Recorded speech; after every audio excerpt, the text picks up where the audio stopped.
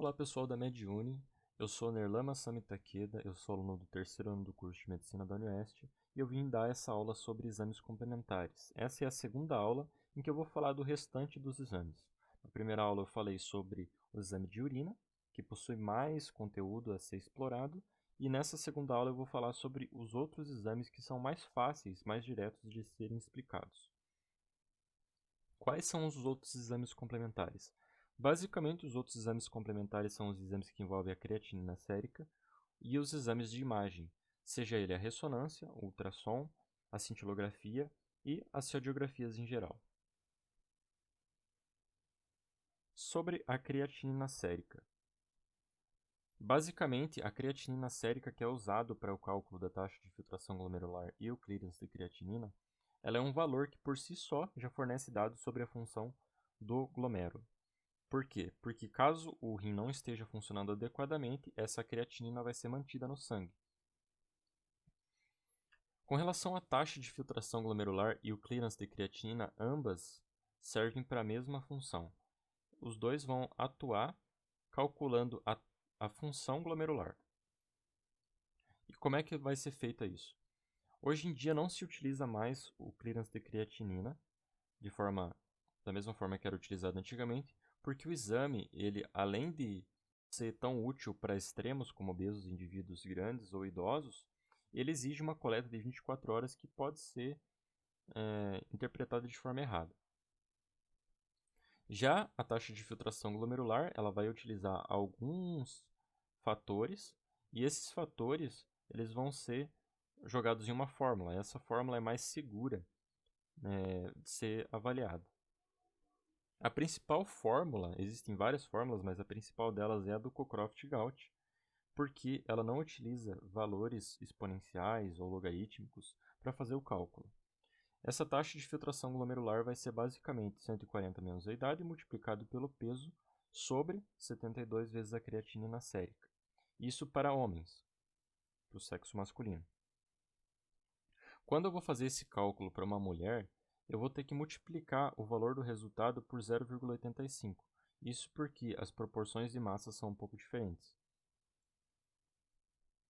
Com relação ao resultado, o resultado ele vai avaliar um valor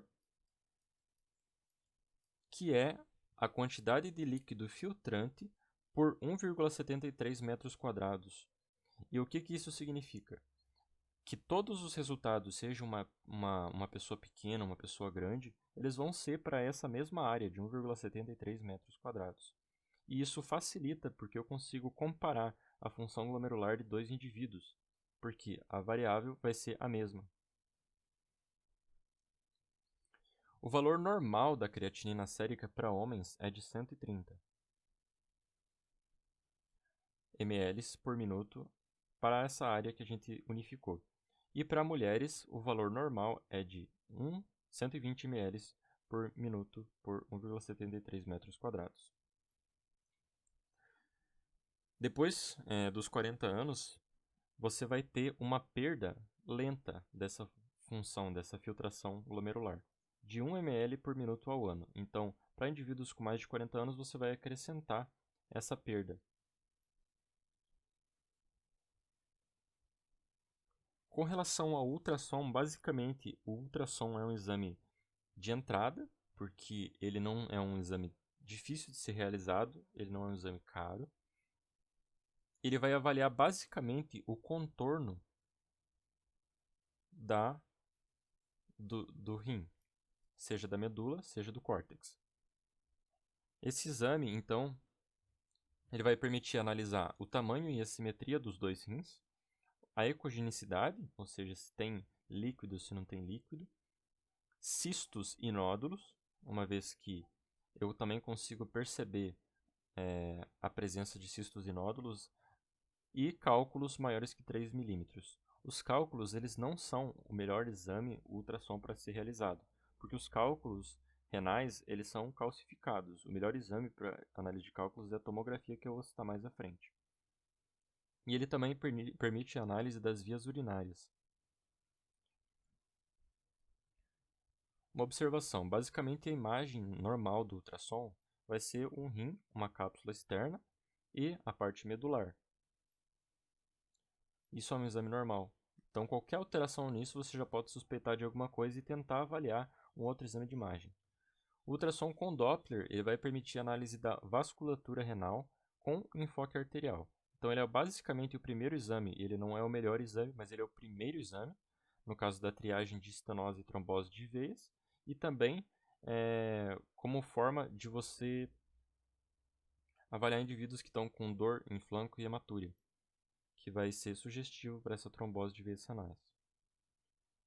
Os exames radiográficos basicamente seria a radiografia simples, o raio-x.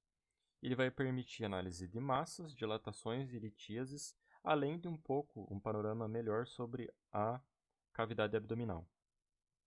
O raio-x com contraste ou a arteriografia renal é o exame ouro para análise de estenose renal.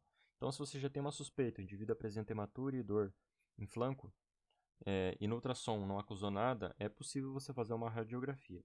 O único problema sobre os contrastes são os contrastes iodados, que podem ter uma nefrotoxicidade, mas eu vou falar sobre ela um pouco mais à frente. Com relação à tomografia, a tomografia ela já é muito mais específica para cistos e nódulos, e ele é o exame de ouro para litíase, uma vez que os cálculos são calcificados. E os cálculos calcificados são muito melhor visualizados através do exame de raio-x. Ele também permite uma avaliação estratégica para cirurgias abdominais. Isso acontece porque o abdômen é uma cavidade cheia de órgãos e por meio da tomografia você consegue ter vários cortes desse abdômen.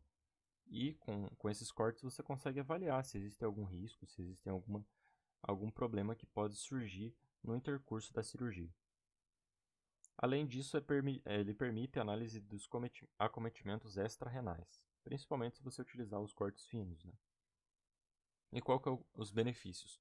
Primeiro que a tomografia e a radiografia são exames de relativamente custo baixo, eles são rápidos de ser realizados em comparação com a ressonância, e ele permite uma boa visualização das calcificações.